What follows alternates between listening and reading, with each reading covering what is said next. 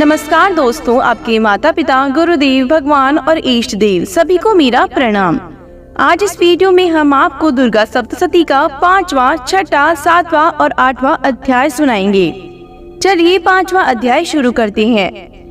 महर्षि मेघा ने कहा, पूर्व काल में शुंभ निशुंभ नामक असुरों ने अपने बल के मद से इंद्र का त्रिलोकी का राज्य और यज्ञों के भाग छीन लिए, और वह दोनों इसी प्रकार सूर्य, चंद्रमा, धर्मराज और वरुण के अधिकार भी छीनकर स्वयं ही उनका उपयोग करने लगे।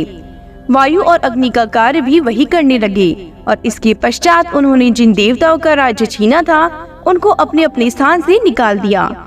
इस तरह से अधिकार छीने हुए तथा दैत्यों द्वारा निकाले हुए देवता अपराजिता देवी का स्मरण करने लगे। देवी ने हमको वर दिया था कि मैं तुम्हारी संपूर्ण विपत्तियों को नष्ट करके रक्षा करूंगी। ऐसा विचार कर सब देवता हिमालय पर गए और भगवती विष्णु माया की स्तुति करने लगे। देवताओं ने कहा, देवी को नमस्कार है, शिव को नमस्कार है, प्रकृति और भद्रा को नमस्कार है। हम लोग रौद्र, नित्य और गौरी को नमस्कार करते हैं। ज्योत्सनामयी, चंद्र रूपिणी व सुख रूपी देवी को निरंतर नमस्कार है। शरणागतों का कल्याण करने वाली वृद्धि और सिद्धि रूपा देवी को हम बार बार नमस्कार करती हैं। और नैती, राजाओं की लक्ष्मी तथा सावर्णा को नमस्कार है। दुर्गा को, दुर्ग स्थलों को पार करने वाली दुर्गा पारा को, सारा सरकारणी, ख्याति कृष्ण और धूम्र देवी को सदैव नमस्कार है। अत्यंत सौम्य तथा अत्यंत रौद्र रूपा को हम नमस्कार करते हैं। उन्हें हमारा बारंबार प्रणाम है। जगत की आधारभूति कृति देवी को बार बार नमस्कार करते हैं। जिस देवी को प्रणिमात्र विष्णु माया कहते हैं उसको नमस्कार है, उसको नमस्कार है, उसको नमस्कार है। जो देवी संपूर्ण प्राणियों में बुद्धि रूप से स्थित है उसको नमस्कार है, उसको नमस्कार है, उसको नमस्कार है। जो देवी संपूर्ण प्राणियों में निद्रा रूप से विराजमान है उसको नमस्कार है, उसको नमस्कार है, उसको नमस्कार है। जो देवी संपूर्ण प्राणियों में शुद्धा रूप से विराजमान है उसको नमस्कार है, उसको नमस्कार है, उसको नमस्कार है।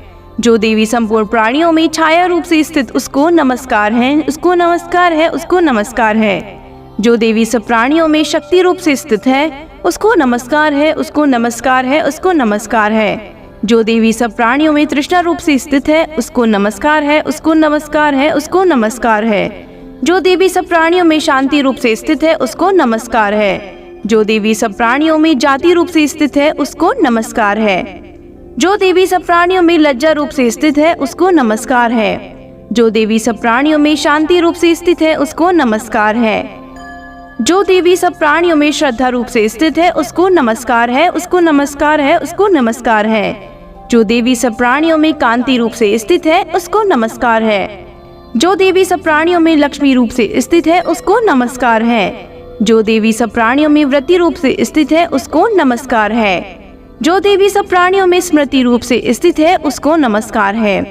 जो देवी सब प्राणियों में दया रूप से स्थित है उसको नमस्कार है। जो देवी सब प्राणियों में तुष्टि रूप से स्थित है उसको नमस्कार है। जो देवी सब प्राणियों में मातृ रूप से स्थित है उसको नमस्कार है। जो देवी सब प्राणियों में भ्रंति रूप से स्थित है उसको नमस्कार है, नमस्कार है, नमस्कार है। जो देवी सब प्राणियों में नित्य व्याप्त रहती है उसको नमस्कार है, उसको नमस्कार है, उसको नमस्कार है। पूर्व काल में देवताओं ने अपने अभिष्ट फल पाने के लिए जिसकी स्तुति की है और देवराज इंद्र ने बहुत दिनों तक जिसका सेवन किया है, वह कल्याण की साधना भूति ईश्वरी हमारा कल्याण और मंगल करे तथा सारी विपत्तियों को नष्ट कर डाले। असुरों के सताए हुए संपूर्ण देवता उस परमेश्वरी को इस समय नमस्कार करते हैं तथा जो भक्ति पूर्वक स्मरण किए जाने पर तुरंत ही सब विपत्तियों को नष्ट कर देती है, वह जगदम्बा इस समय भी हमारा मंगल करके हमारी समस्त विपत्तियों को दूर करे। महर्षि मेघा ने कहा, हे राजन, इस प्रकार जब देवता स्तुति कर रहे थे तो उसी समय पार्वती देवी गंगा में स्नान करने के लिए आई। तब उनके शरीर से प्रकट होकर शिव देवी बोली, शुंभ दैत्य के द्वारा स्वर्ग से निकलते हुए और निशुंभ से हारे हुए ये देवता मेरी स्तुति कर रहे हैं। पार्वती के शरीर से अंबिका निकली थी, इसलिए उसको संपूर्ण लोक में कौशिकी कहते हैं। कौशिकी के प्रकट होने के पश्चात पार्वती देवी के शरीर का रंग काला हो गया और वह हिमालय पर रहने वाली कालिका देवी के नाम से प्रसिद्ध हुई। फिर शुंभ और निशुंभ के दूत चंडमुंड वहां आए और उन्होंने परम मनोहर रूप वाली अंबिका देवी को देखा। फिर वह शुंभ के पास जाकर बोली, महाराज, एक अत्यंत सुंदर स्त्री हिमालय को प्रकाशित कर रही है। वैसा रंग रूप आज तक हमने किसी स्त्री में नहीं देखा। ए असुरेश्वर, आप यह पता लगाएं कि वह कौन है और उसका ग्रहण कर लें। वह स्त्रियों में रत्न है। वह आपकी कांति से 10 दिशाओं को प्रकाशित करती हुई वहाँ स्थित है, इसलिए आपको उसका देखना उचित है। हे प्रभु, तीनों लोगों के हाथी, घोड़े और मणि इत्यादि जितने रत्न हैं, वह सब इस समय आपके घर में शोभायमान है। हाथियों में रत्न रूप ऐरावत हाथी और उच्चेश्वर नामक घोड़ा तो आप इंद्र से ले आए हैं। हंसों द्वारा जोता हुआ विमान जो कि ब्रह्मा जी के पास था, अब आपके पास है। और यह महापद्म नामक खजाना आपने कुबेर से छीना है। समुद्र ने आपको सदा खिले हुए फूलों की किंजकनी माला दी है। वरुण का कंचन की वर्षा करने वाला छत्र आपके पास है। रथों में श्रेष्ठ प्रजापति रथ भी आपके पास है। हे दैत्येंद्र, मृत्यु से उत्क्रांतिता नामक शक्ति भी आपने छीन ली है, और वरुण का पाश भी आपके भ्राता निशुंभ के पास ही है, और समुद्र में पैदा होने वाले सब प्रकार के रत्न भी आपके भ्राता निशुंभ के अधिकार में है। और जो अग्नि में जल न सके, ऐसे 2 वस्त्र भी अग्निदेव ने आपको दिए हैं। हे दैत्यराज, इस प्रकार सारी रत्न रूपी वस्तुएं आप संग्रह कर चुके हैं, तो फिर आप ये यश कल्याणमयी स्त्रियों की रत्न रूपी अनुपम स्त्री आप क्यों ग्रहण नहीं करते? महर्षि मेघा बोले, चंडमुंड का ये वचन सुन शुंभ ने विचारा कि सुग्रीव को अपना दूत बनाकर देवी के पास भेजा जाए। प्रथम उसको सब कुछ समझा दिया और कहा, वहाँ जाकर तुम उसको अच्छी तरह से समझाना और ऐसा उपाय करना जिससे वह प्रसन्न होकर तुरंत मेरे पास चली आए। भली भांति समझा कर आना। दूत सुग्रीव पर्वत के उस रमणीय भाग में पहुंचा जहाँ वह स्त्री थी और कहा, देवी, दैत्य शुंभ जो इस समय 3 लोकों के स्वामी हैं, संपूर्ण देवता उसकी आज्ञा एक स्वर से मानते हैं। अब जो कुछ उसने कहला भेजा है वह सुनो। उसने कहा है, इस समय संपूर्ण त्रिलोकी मेरे वश में है और संपूर्ण यज्ञ के भाग को पृथक पृथक मैं लेता हूँ। 3 लोकों में जितने श्रेष्ठ रत्न हैं वह सब मेरे पास है। देवराज इंद्रवाहन ऐरावत मेरे पास है जो मैंने उसे छीन लिया है। उच्च श्रवा नामक घोड़ा जो क्षीरसागर मंथन करने से प्रकट हुआ था, उसे देवताओं ने मुझे समर्पित किया है। हे सुंदरी, इतने अतिरिक्त और भी जो रत्न भूषण पदार्थ देवताओं के पास थे वह सब मेरे पास हैं। हे देवी, मैं तुम्हें संसार की स्त्रियों में मानता हूँ, क्योंकि रत्नों का उपयोग करने वाला मैं ही हूँ। हे चंचल कटाक्षों वाली सुंदरी, अब यह मैं तुम पर छोड़ता हूँ कि तुम मेरे भाई महापराक्रमी निशुंभ की सेवा में आओ। यदि मुझे वरोगी तो तुम्हें अतुल्य महान ऐश्वर्य की प्राप्ति होगी। अतः तुम अपनी बुद्धि से ये विचार कर मेरे पास चली आओ। महर्षि मेघा ने कहा। दूत के ऐसा कहने पर संपूर्ण जगत का कल्याण करने वाली भगवती दुर्गा मन में मुस्कुराई, इस प्रकार कहने लगी, हे दूत, तू जो कुछ कह रहा है वह सत्य है और इसमें किंचित मात्र भी झूठ नहीं है। शुंभ इस समय 3 लोकों का स्वामी है और निशुंभ भी उसी तरह पराक्रमी है, किंतु इसके संबंध में मैं जो प्रतिज्ञा कर चुकी हूँ उसे कैसे झूठला सकती हूँ। अतः मैंने जो प्रतिज्ञा की है उसे सुनो। जो मुझे युद्ध में जीत लेगा और मेरे अभिमान को खंडित करेगा तथा बल में मेरे समान होगा, वही मेरा स्वामी होगा। इसलिए शुंभ अथवा महापराक्रमी निशुंभ यहाँ आए और युद्ध में जीत कर मुझसे विवाह कर ले। इसमें भला देर की क्या आवश्यकता है? दूत ने कहा, हे देवी, तुम अभिमान से भरी हुई हो, मेरे सामने तुम ऐसी बात न करो। त्रिलोकी में मुझे तो ऐसा कोई दिखाई नहीं देता जो शुंभ और निशुंभ के सामने ठहर सके। हे देवी, जब अन्य देवताओं में से कोई शुंभ व निशुंभ के सामने युद्ध में ठहर नहीं सकता, तो फिर तुम जैसी स्त्री उनके सामने रणभूमि में ठहर सकोगी। जिन शुंभ आदि असुरों के सामने इंद्र आदि देवता भी नहीं ठहर सके, तो फिर तुम अकेली स्त्री उनके सामने कैसे ठहर सकोगी? अतः तुम मेरा कहना मानकर उनके पास चली जाओ, नहीं तो वह तुम्हें केश पकड़कर घसीटते हुए ले जाएंगे, तो तुम्हारा गौरव नष्ट हो जाएगा। इसलिए मेरी बात मान लो। देवी ने कहा, जो कुछ तुमने कहा ठीक है। शुंभ और निशुंभ बड़ी बलवान है, लेकिन मैं क्या कर सकती हूँ, क्योंकि मैं बिना विचारे प्रतिज्ञा कर चुकी हूँ। इसलिए तुम जाओ और मैंने जो कुछ कहा है वह सब आदर पूर्वक असुरेंद्र से कह दो। इसके पश्चात जो वह उचित समझे करें। इसी के साथ 5वां अध्याय समाप्त होता है। चलिए अब आपको 6ठा अध्याय सुनाते हैं। महर्षि मेघा ने कहा, देवी की बात सुनकर दूत क्रोध से भरा हुआ वहाँ से असुरेंद्र के पास पहुँचा और सारा वृतांत उसे कह सुनाया। दूत की बात सुन असुरेंद्र के क्रोध का पारावर न रहा और उसने अपने सेनापति धूम्रलोचन से कहा, धूम्रलोचन, तुम अपनी सेना के सहित शीघ्र वहाँ जाओ और उस दुष्टा के केशों को पकड़कर उसे घसीटते हुए यहाँ ले आओ। यदि उसकी रक्षा के लिए कोई दूसरा खड़ा हो, चाहे वह देवता, यक्ष अथवा गंधर्व भी क्यों न हो, उसको तुम अवश्य मार डालना। महर्षि मेघा ने कहा। शुंभ के इस प्रकार आज्ञा देने पर धूम्रलोचन 60,000 राक्षसों की सेना को साथ लेकर वहाँ पहुँचा और देवी को देख ललकार कर कहने लगा, अरे तू अभी शुंभ और निशुंभ के पास चल। यदि तू प्रसन्नता पूर्वक मेरे साथ नहीं चलेगी तो मैं तेरे केशों को पकड़कर घसीटता हुआ ले चलूंगा। देवी बोली, असुरेंद्र का भेजा हुआ तेरे जैसा बलवान यदि बलपूर्वक मुझे ले जाएगा तो ऐसी दशा में मैं तुम्हारा कर ही कह सकती हूँ। महर्षि मेघा ने कहा। ऐसा कहने पर धूम्रलोचन उसकी ओर लपका, किंतु देवी ने उसे अपनी हुंकार से ही भस्म कर डाला। यह देख असुर सेना क्रोध होकर देवी की ओर बढ़ी, परंतु अंबिका ने उन पर तीखे बाणों, शक्तियों तथा फरसों की वर्षा आरंभ कर दी। इतने में देवी का वाहन भी अपनी ग्रीवा के बालों को झटकाता हुआ और बड़ा भारी शब्द करता हुआ असुर सेना पे कूद पड़ा। उसने कई असुर अपने पंजों से, कई अपने जबड़ों से और कई धरती पर पटक पटक कर अपने दाढ़ों से घायल कर मार डाले। उसने कई असुरों के अपने नख से पेट फाड़ डाले और कई असुरों का तो केवल थप्पड़ मारकर सिर धड़ से अलग कर दिया। कई असुरों की भुजाएं और सिर तोड़ डाले और गर्दन के बालों को हिलाते हुए उसने कई असुरों को पकड़कर उसके पेट फाड़कर उनका रक्त पी डाला। इस प्रकार देवी के उस महाबलवान सिंह ने क्षण भर में असुर सेना को समाप्त कर दिया। शुंभ ने जब यह सुना कि देवी ने धूम्रलोचन असुर को मार डाला है और उसके सिंह ने सारी सेना का संहार कर डाला है, तब उसको बड़ा क्रोध आया। उसके क्रोध के मारे होठ फड़कने लगे और उसने चंड तथा मुंड नामक महाअसुरों को आज्ञा दी, हे चंड, हे मुंड, तुम अपने साथ एक बड़ी सेना लेकर वहां जाओ और उस देवी के बाल पकड़कर उसे बांधकर तुरंत यहाँ ले आओ।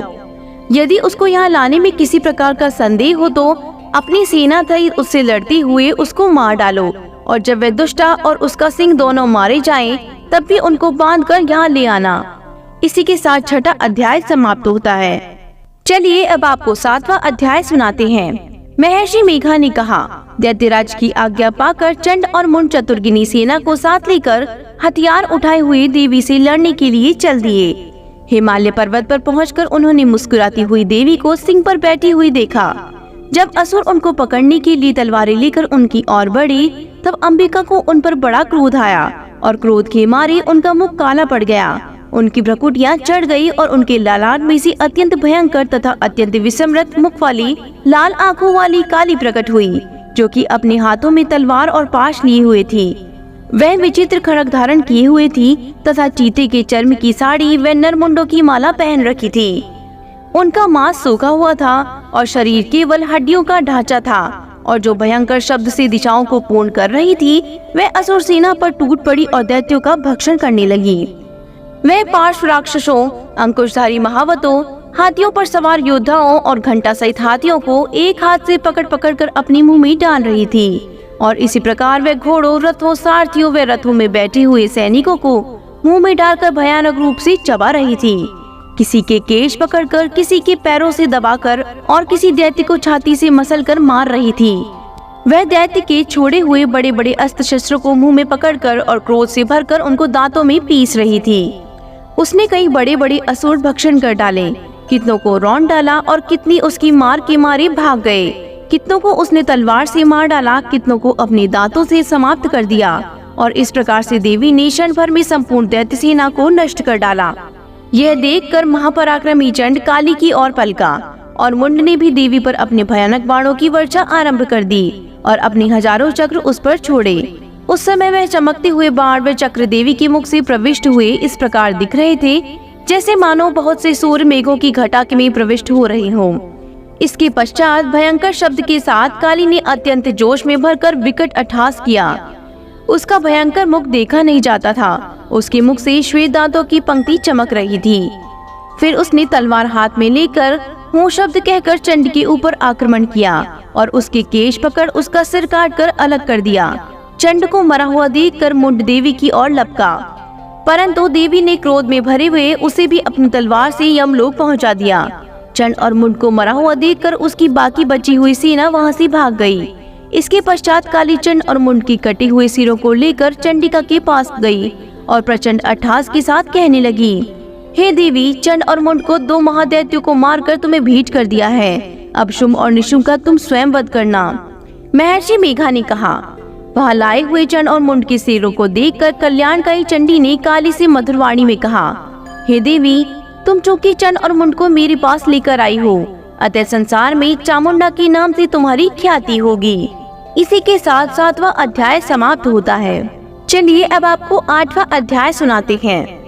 महर्षि मेघा ने कहा, चंड और मुंड नामक असुरों के मारे जाने पर और बहुत सी सेना के नष्ट हो जाने से असुरों के राजा प्रतापी शुंभ ने क्रोधयुक्त होकर अपनी संपूर्ण सेना को युद्ध के लिए तैयार होने की आज्ञा दी।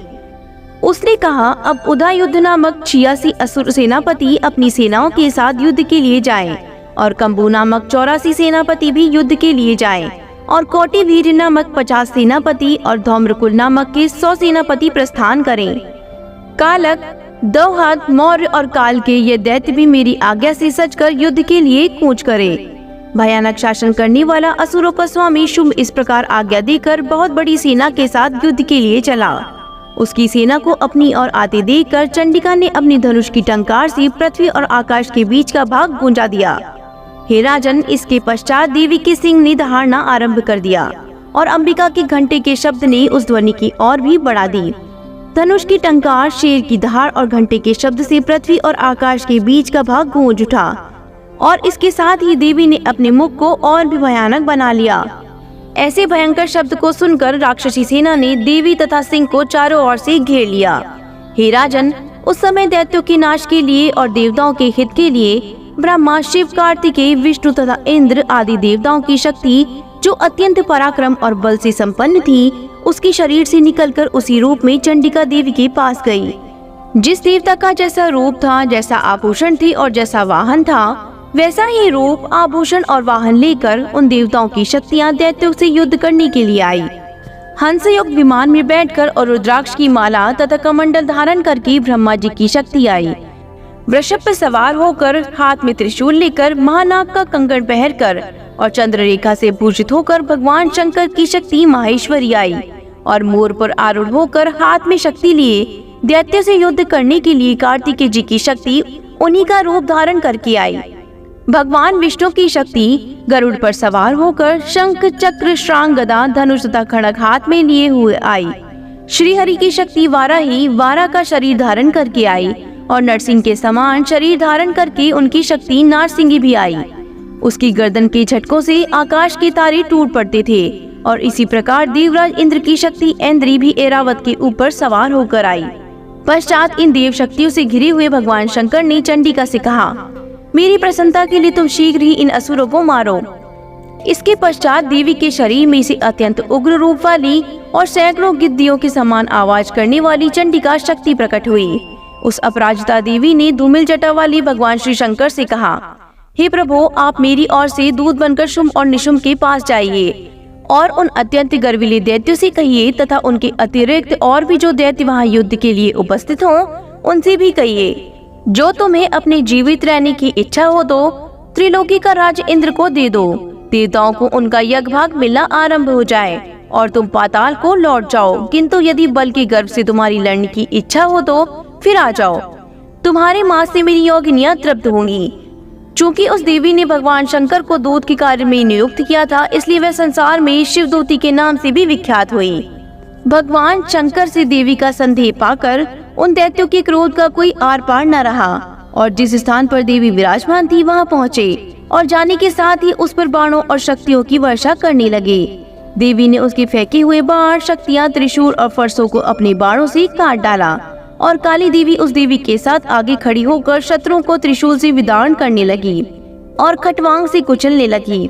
ब्रह्माणी जिस तरह दौड़ती थी, उसी तरह अपने कुमंडल का जल छिड़क कर दैत्यों के वीर व बल को नष्ट कर देती थी, और इसी प्रकार माहेश्वरी त्रिशूल से, वैष्णवी चक्र से और अत्यंत कोपवारी कौमरी शक्ति द्वारा असुरों को मार रही थी, और ऐन्द्री के बाजू के प्रहार से सैकड़ों दैत्य रक्त की नदियों बहाते हुए पृथ्वी पर सो गए। वाराही ने कितने ही राक्षसों को अपनी थूथन द्वारा मृत्यु के घाट उतार दिया। दाढ़ों के अग्रभाग से कितने ही राक्षसों को छाती से चीर डाला, और चक्र की चोट से कितने ही विदीर्ण करके धरती पर डाल दिया।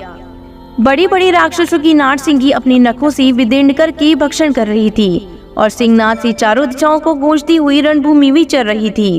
शिवदूती के प्रचंड अट्टहास से कितने ही दैत्य भयभीत होकर पृथ्वी पर गिर पड़े और उनके गिरते ही वे उनको भक्षण कर गई। इस तरह क्रोध से भरे हुए मातृगणों द्वारा नाना प्रकार के उपायों से बड़े बड़े असुरों को मरते हुए देखकर राक्षसी सेना पर भाग खड़ी हुई और उनको इस प्रकार भागता देखकर रक्तबीज नामक महापराक्रमी राक्षस क्रोध से भरकर युद्ध के लिए आगे बढ़ा। उसके शरीर से रक्त की बूंदें पृथ्वी पर जैसे गिरती थी, तुरंत वैसे ही शरीर वाला तथा वैसे ही बलवान दैत्य पृथ्वी से उत्पन्न हो जाता था।